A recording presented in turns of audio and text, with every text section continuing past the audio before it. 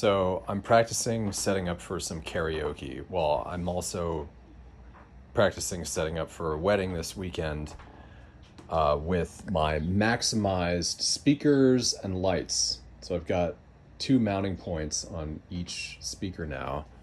So I said, let's double the lights. And I think it is maximum of what I can lift onto the pole. It's a little bit freaky. Also maximum what would fit in my bags, my speaker bags. So we'll see if they fit in the truck. But, maximizing is cool. It makes you feel good. It makes you feel like you're giving it all. But this video is just a simple thing that I noticed about using the XDJ. Big fan of this unit. This is the XZ. I'm not a huge fan of the AZ, to be honest, but it does support 4 decks, which is cool. Could be nice. But just as like a workhorse for all of the music and mics and inputs and everything, when I do weddings, I really like to use this because I can have USB backup, and it has the feedback reduction. So I've got 2 mic line ins there, so I can have one for me and then one for the wireless setup. I'm actually, because tonight we may have up to 6 microphones, so I've got a full mixer there, which goes through a feedback reducer equalizer, which is really cool, and then that would input to like a line in. The other thing I can do is just use this, which just basically takes 2 XLRs and merges them into a TRS input. So I use kind of like mix in for each one. Anyway, the question is, how do you get the music from Singa, which is a web-based karaoke, or any music for that matter, off the laptop? And this is something I haven't done before,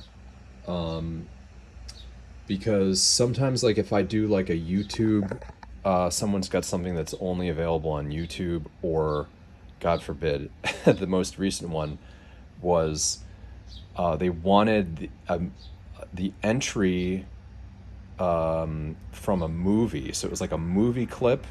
So I was given like a Instagram reel, and I screen recorded the Instagram reel and then fed it through my iPhone just so it didn't have to like load or anything. But it would be nice to be able to feed music directly from the laptop into the mixer, the XDJ, and this seems to be the way to do it. So what you're going to do is, on your Mac, because you can't use a PC for anything music related, it just doesn't work.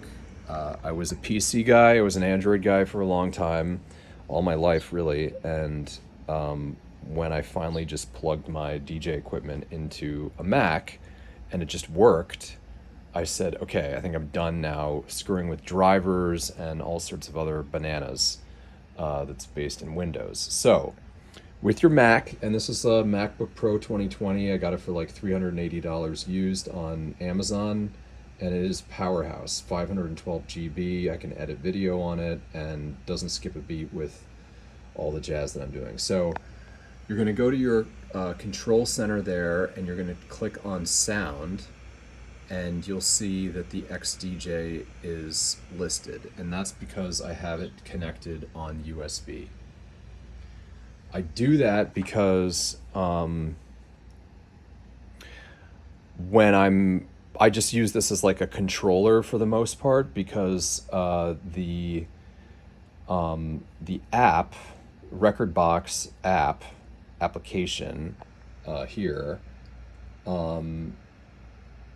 when I use it with the laptop, it can control the lights. So I do, that's the main reason I use the laptop. I could just use USB the whole time, but I would rather load the files directly from the laptop. And then also you have Apple Music integration, but specifically for the lights.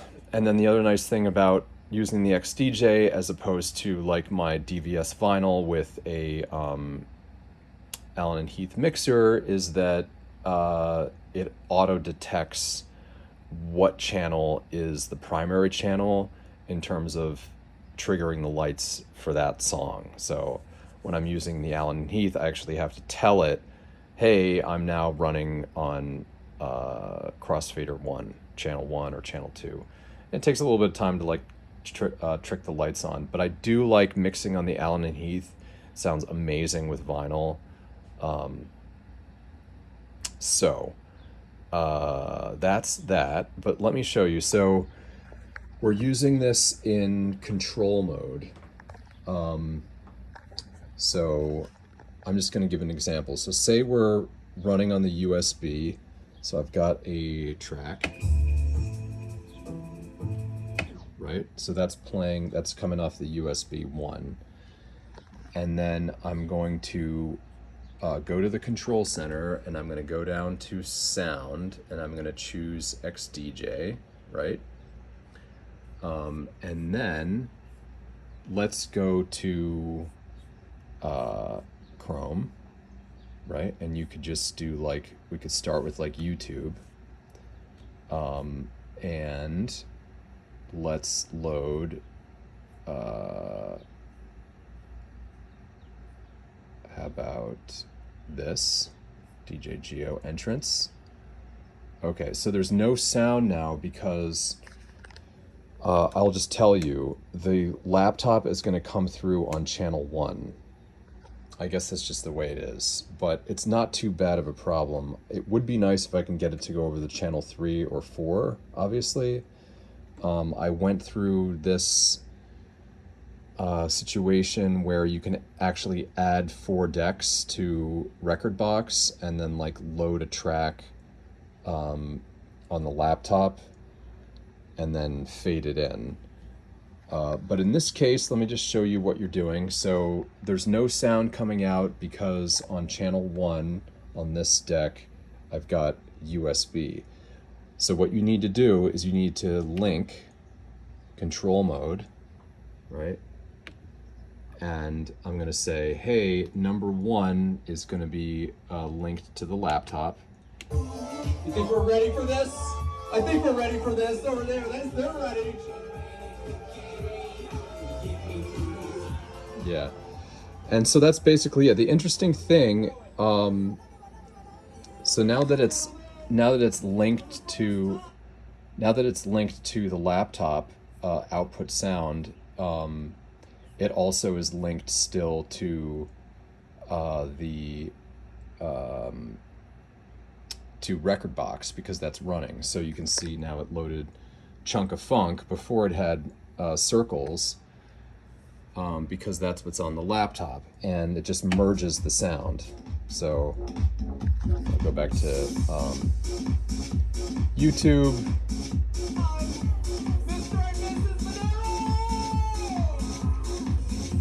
Yeah, so that's basically it. You have to be in link mode for the laptop to be able to output the sound to your XDJ on channel 1. So if channel 1 is not linked to the laptop, you will not be able to get the sound to come out.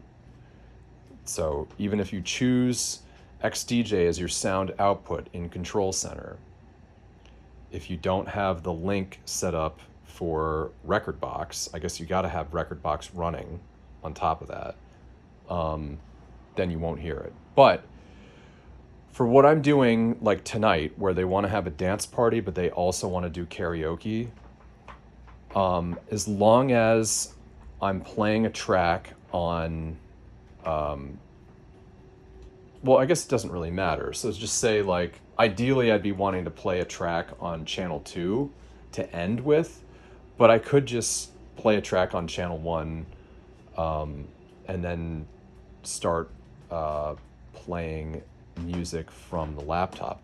That is an interesting thing, though, that, well, yeah, I wouldn't normally have any danger of the laptop outputting audio onto my XDJ, because I wouldn't have chosen the XDJ as the sound output device for the laptop in that control center thing. Normally it's just MacBook Pro speakers.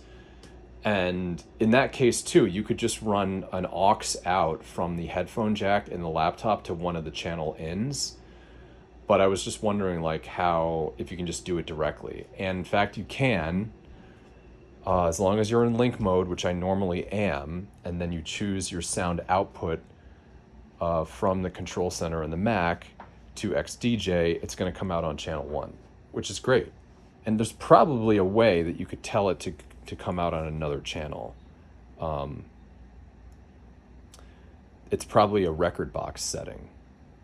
Yeah.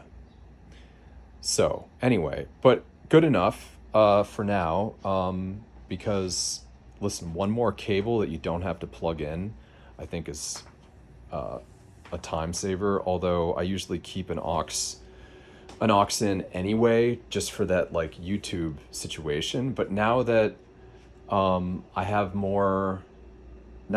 this link, which I'm specifically doing for Singa today, right?